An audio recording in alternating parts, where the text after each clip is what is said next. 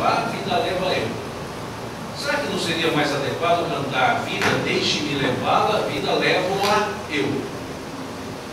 Porque eu é que tenho que levar a vida e não a vida me levar. Porque eu é que faço, eu que construo a minha existência. Vou deixar a vida me levar para onde ela quiser. Não seria melhor, vou levar a vida para onde eu me quiser, onde eu quiser? Porque senão estaria o sabor das circunstâncias. Mas na verdade eu faço as circunstâncias. Como dizia Geraldo André, quem sabe faz a hora, não espera acontecer. Como cantava Gonzaguinha, somos nós que fazemos a vida como der, puder ou vier, sempre desejada, por mais que esteja errada. Como nós estamos construindo a nossa vida se a nossa vontade não está clara, se o nosso objetivo não está claro? Qual é a real vontade nossa?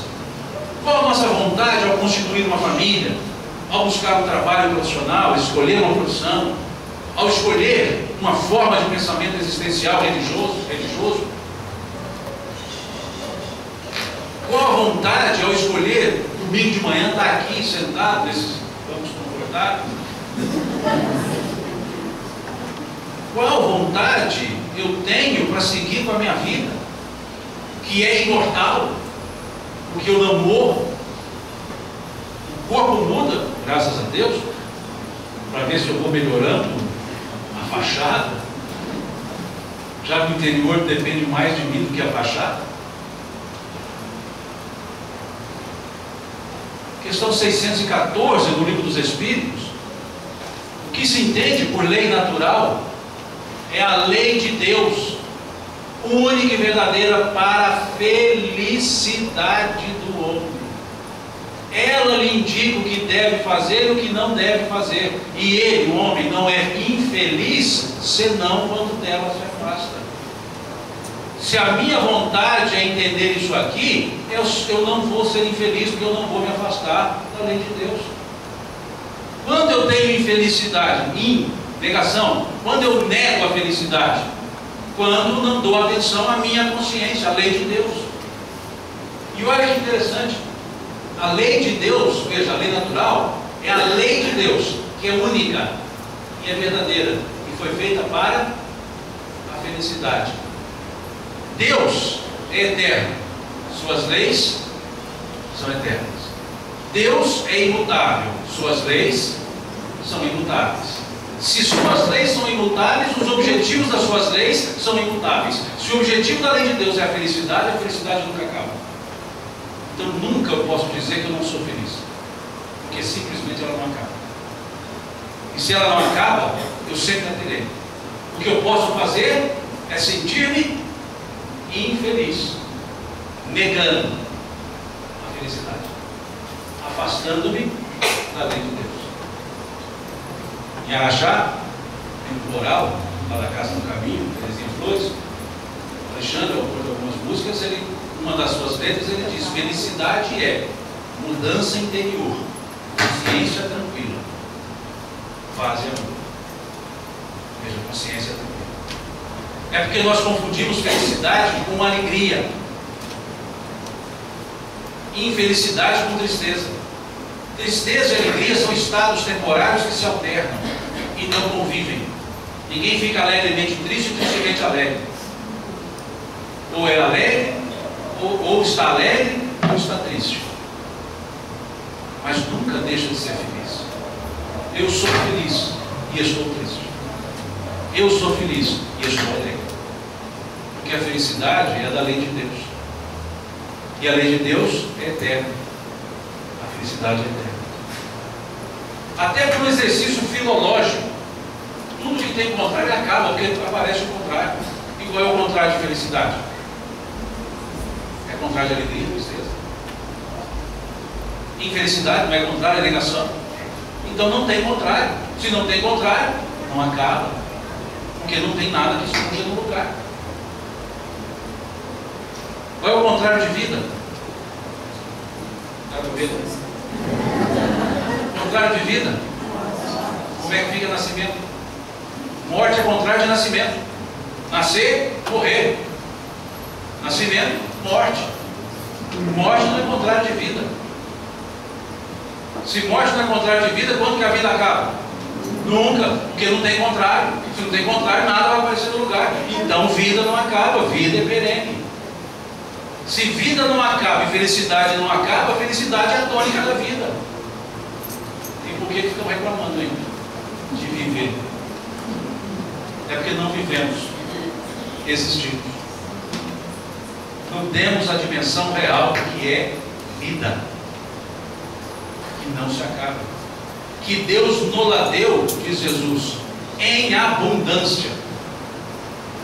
O que mais nós temos é vida. O que menos nós valorizamos é vida. Meu Pai vos dá a vida e vou lá dar em abundância. Que, aliás, foi uma coisa que eu aprendi lá em São Roque de Minas, dos atributos da divindade, falando sobre Deus. E o Senhor disse: o Senhor esqueceu um desses negócios de Deus, dessas qualidades de Deus. Deus é eterno, imutável, soberanamente justificou, etc. Não esqueci. Esqueceu. Não esqueci. Esqueceu. Qual que eu esqueci? Deus é farturento. Ele me falou. O que o danado estava certo. Deus é farturento.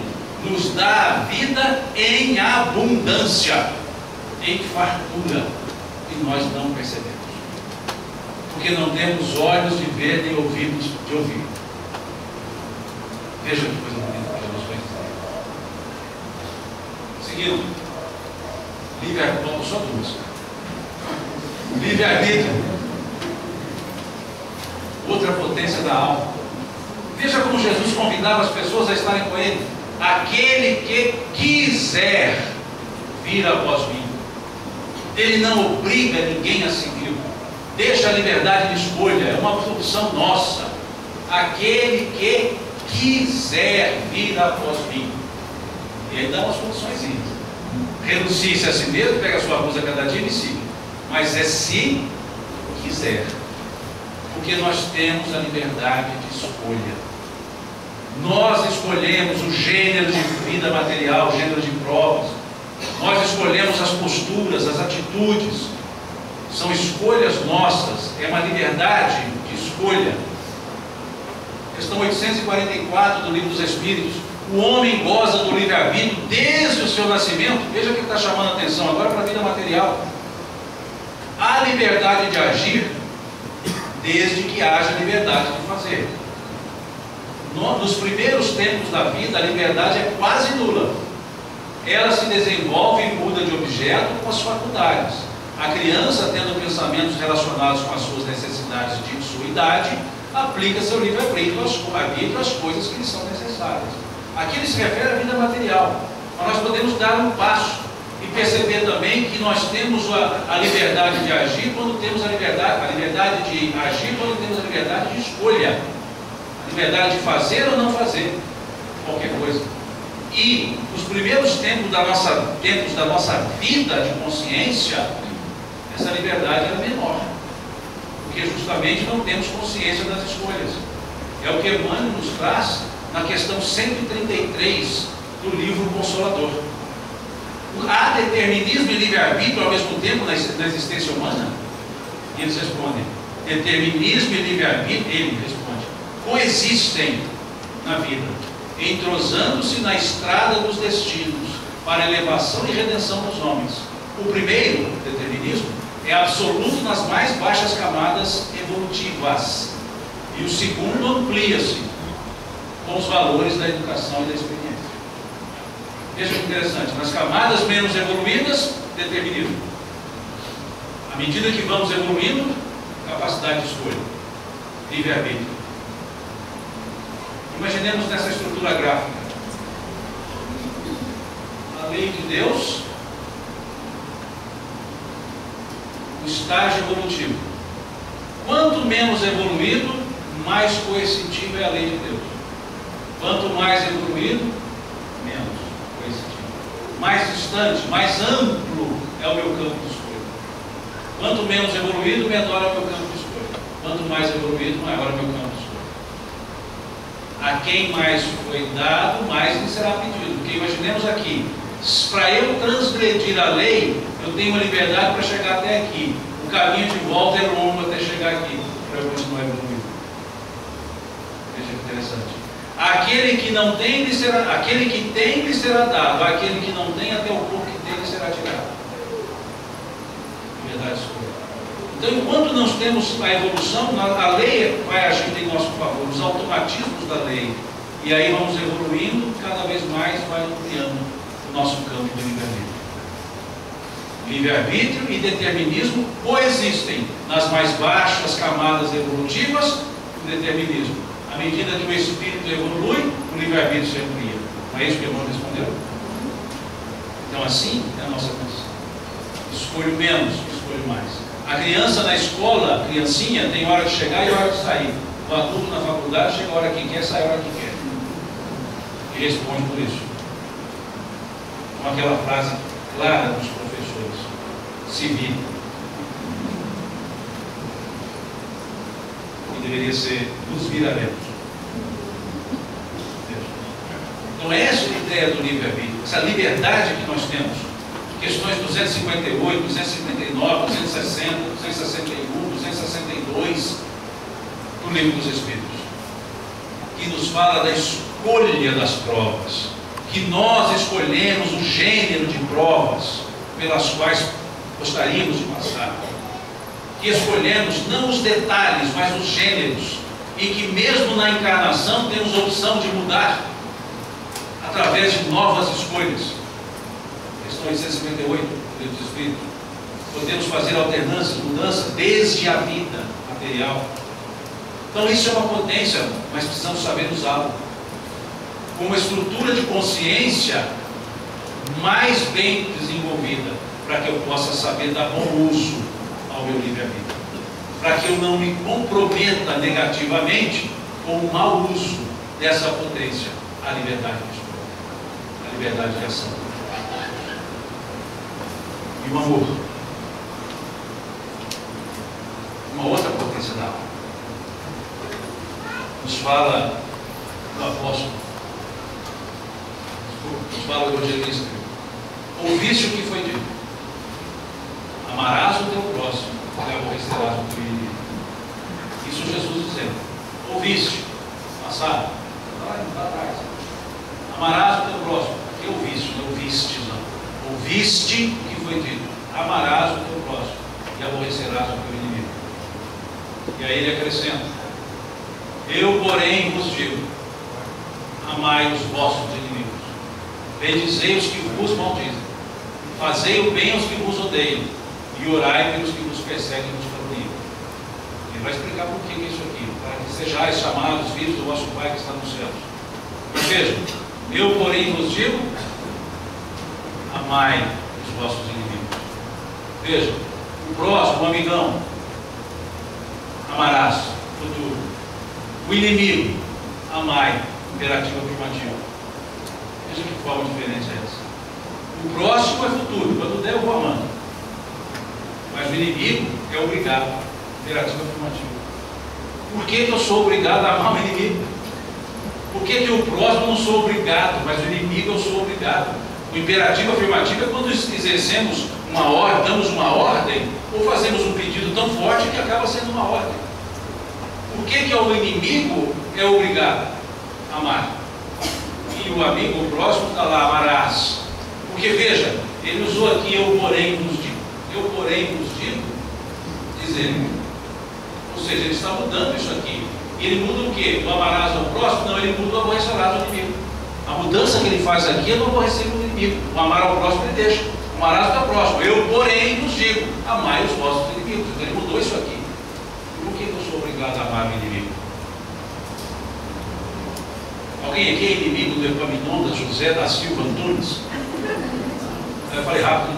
Epaminondas José da Silva Antunes. Alguém é inimigo dele? Por quê? Não, quem não conhece. Só é inimigo aquele que eu conheço. Exatamente isso. Só é inimigo aquele que um dia foi amigo. O inimigo é um amigo perdido. Preciso trazer de volta. Por isso amai os vossos inimigos. Esse Jesus é cheio de detalhes. O homem era danado. Tem um esquema que é dele. Amai os vossos inimigos. E depois tudo na forma imperativa. Bendizei os que vos maldizem. Olha como é que ele é tranquilo. Falou mal de você, legal, fala bem dele. No mesmo nível. Bendizei os que vos maldizem. Senão o fulano chegou, mas desceram a lenha em você. Isso é antiecológico, lenha não pode mais. Falou mal de você. Mas não, deve ter tido engano, ele é gente boa, assim. Pô, fui falar para o seu irmão que você falou mal dele, ele te elogiou, não deve ser tão ruim assim, não. Bendizei. Mas a coisa piorou. Agora, já há ódio. Então não adianta só bem dizer, fazei o bem aos que vos odeiam. Não adianta só falar mal, vai lá, fala bem. Não adianta só falar bem, vai lá, fala bem e faz o bem também. Mas o danado está me perseguindo. Então, além de falar bem, além de fazer o bem, ora por ele. Olha como é que Jesus vai ensinando como devem ser nossas ações. Tudo fruto de quê? Amor. Mas não é qualquer amor, é amor. Como Paulo canta e decanta aos coríntios. O amor é paciente, o amor é benigno, o amor não arde em ciúmes, não se ufana, não se ensoberbece, não se conduz inconvenientemente, não procura seus interesses, não se exaspera, não se ressente do mal. Gente, eu não amo nada, né? Esse é o amor. É aquele trem gostoso que a gente tem aqui dentro, que não interessa se manifesta-se no relacionamento íntimo, na amizade, no amor familiar, não interessa. É o sentimento, aquele sentimento que dói no sentido de profundidade, aquele sentimento que vai ao fundo, que nos faz sentirmos próximos a todos, mesmo distantes de todos. Esse é o amor que Paulo fala. Aquele amor à humanidade, amor à pátria, amor às pessoas, amor ao solo, amor que não é apego. Essa é a potência. Deus, dizia o evangelista João, é amor. Se Deus é amor e somos a imagem e semelhança de Deus, logo somos a imagem e semelhança do amor. Então amar é uma capacidade que todos nós temos. Basta direcionar. Melhor dizendo, basta sentir.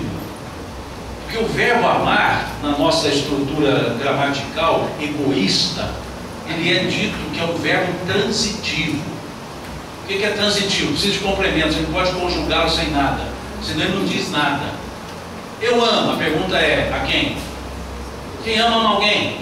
É transitivo. Mas na verdade, a nossa gramática é egoísta.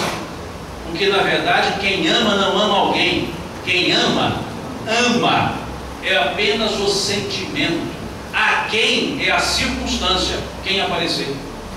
Porque o amor é intransitivo. O amar é intransitivo. Mas a conjugação foi transitiva por causa do egoísmo dos gramáticos, que acham que só pode amar direcionadamente. E na verdade se ama indistintamente. Esse aqui é o amor. Não aquele amor confuso, aquela coisa confusa que a gente acha que é amor, que na verdade é uma paixão, é um apego, que Luís de Camões, lá no seu poema Cântico ao Amor, ele vai descrever, lá no século XVI, o amor é o fogo que arde sem se ver, é ferida que dói e não se sente, é um contentamento descontente, é dor que desatina sem doer, é um não querer mais que bem querer, é um solitário andando por entre as gentes, é um nunca contentar-se de contente, é cuidar que se ganhe e se perder, é estar-se preso por vontade, é servir a quem vence o vencedor, é ter para com quem nos mata a lealdade.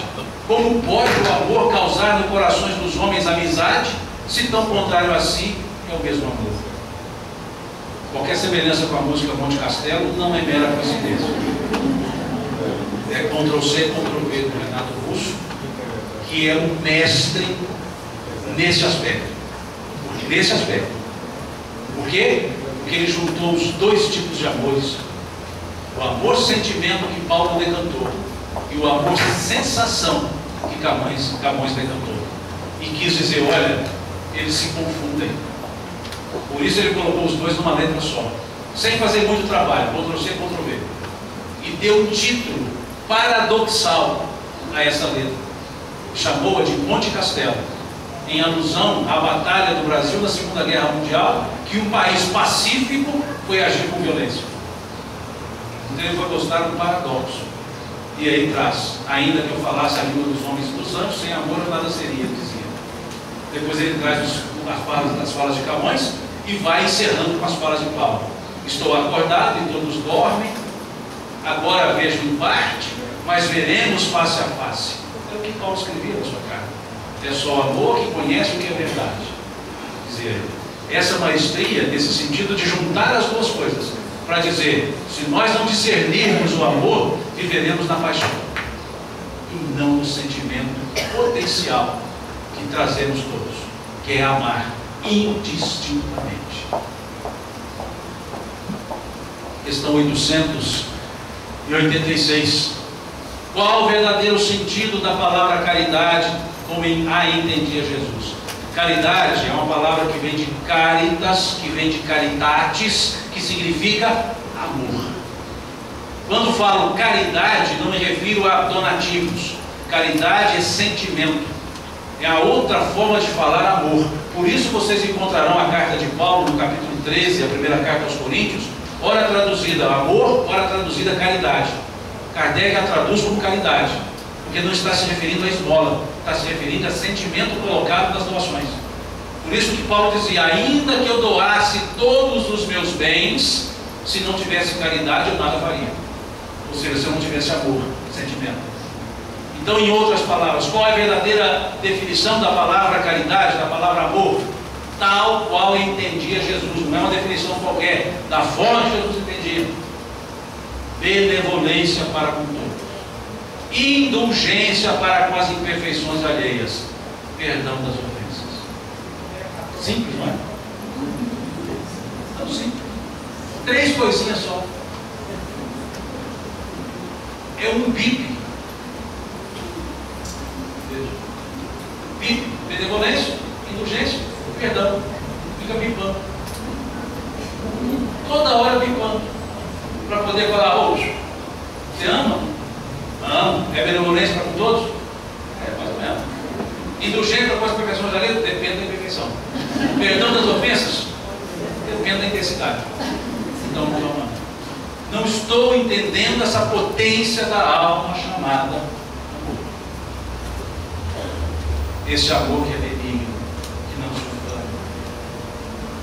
Esse amor que Emmanuel, lá no Reformador de 1950, agosto de 1950, aprende a semear a luz no solo dos corações, conduzindo o arado milagroso do amor, para que as sombras da ignorância abandonem a terra para sempre. O amor que esclarece, para que tire a ignorância. Não é só o amor que sente, é o amor que envolve, que orienta, que esclarece. O arado milagroso do amor. Arado é aquilo que vai fundo na terra. O arado ele não é superficial, ele sulca, ele vai fundo, para dar condições de receber uma semente para dar frutos. O amor, ele vai fundo no coração das pessoas, ele vai fundo no sentimento das pessoas, para que possa nascer a semente da harmonia, do esclarecimento. Essa é a ideia do amor como potência da alma. E o despertar, com base nisso tudo que nós conversamos, vem Jesus fazendo uma prece, capítulo 17 do Evangelho de João, uma prece que ele faz para os seus discípulos, a Deus pelos seus discípulos. Não rogo somente por esses, os discípulos estão, mas também por aqueles que vierem a crer em mim por intermédio da sua palavra, para que todos sejam um, como tu, ó Pai, o és em mim e eu em ti, que também eles sejam um em nós. Quando acordarmos e entendermos essa nossa essência, percebermos a nossa existência, percebermos essa similaridade em potência com Deus, nós vamos poder dizer como Jesus disse: meu Pai e eu somos um. E aqui Jesus ora pelos discípulos que estavam com ele e ora por nós que estamos aqui agora. Não peço somente por esses, mas também por aqueles que vierem, ou seja, no futuro, vierem a crer em mim por intermédio da sua palavra. Nós cremos em Deus, cremos em Jesus por intermédio de quê? Das palavras que nos foram trazidas, dos ensinos que Jesus nos trouxe. Então nós somos esses que cremos pela palavra que nos foi trazida. Então nós somos aqueles pelos quais Jesus orou. E nós achamos que uma oração de um colega já ajuda. Imagina a oração feita por Jesus no favor de cada um de nós. Porque ele pensava em Deus, ele estava junto de Deus, ele não estava com Deus. E ele orou por cada um de nós que estamos em Deus. E achamos que ninguém nos olha, que ninguém pensa em nós. E se entendermos isso, seremos um em Jesus, seremos um em Deus. E aí não precisaremos mais da pergunta: acaso não está escrito na vossa lei, sois deuses? Porque aí nós nos sentiremos deuses, porque saberemos as potências que nós trazemos. Satya Sai Baba, na Índia, uma vez disseram a ele que ele era prepotente e arrogante. Ele disse: por quê? Porque você se diz Deus. Você fala: eu sou Deus. Swami, eu sou Deus. E isso é prepotência, isso é arrogância, porque ninguém é Deus. Ele fala: não, eu não sou prepotente, eu não sou arrogante, mas eu sou Deus. Eu sou Deus. Você é Deus. A diferença é que eu sei que eu sou. E você ainda não sabe que é. Porque todos somos deuses. Todos somos filhos de Deus. Todos nós trazemos a potência divina em nós. Só nos resta compreender isso e exercitar isso, para que sejamos chamados filhos de Deus. Sejamos chamados filhos de Deus. Sétima bem-aventurança: bem-aventurados os pacificadores, pois serão chamados filhos de Deus. E quando eu vou pacificar? Quando eu tiver a paz em mim, porque ninguém dá o que não tem. Pacífico é a terceira bem-aventurança. O pacificador é a sétima. Tem um monte de degraus para serem subidos para chegar na sétima. Diz Jesus na terceira bem-aventurança: bem-aventurados pacíficos, pois herdarão a terra. Bem-aventurados pacificadores, porque serão chamados filhos de Deus. Ser pacífico é diferente de ser pacificador. Ser pacífico é guardar o mal e não devolvê-lo. Ser pacificador é devolver o mal ao bem. Primeiro tem que ser pacífico, para depois pacificar. E quando chegarmos nesse ponto, chamados filhos de Deus, poderemos dizer: somos deuses. E encerrando a nossa conversa, para graças a Deus de vocês, uma letra de uma música chamada Luzes da Luz, que retrata todo o nosso processo, toda a nossa jornada evolutiva. Criados um frêmito de uma grande luz, Deus, um frêmito, uma faísca de Deus, e luzes jorraram em profusão, e nós fomos criados. Houve um tempo na eternidade, espaço na imensidão. A eternidade não tem tempo, por isso é eterno. Mas quando fomos criados, nós criamos um tempo. É como se Deus dissesse: vamos parar tudo que eu vou fazer o Simão agora. Agora só existe o Simão, o resto não. Agora só existe o José, o resto não, e assim vai.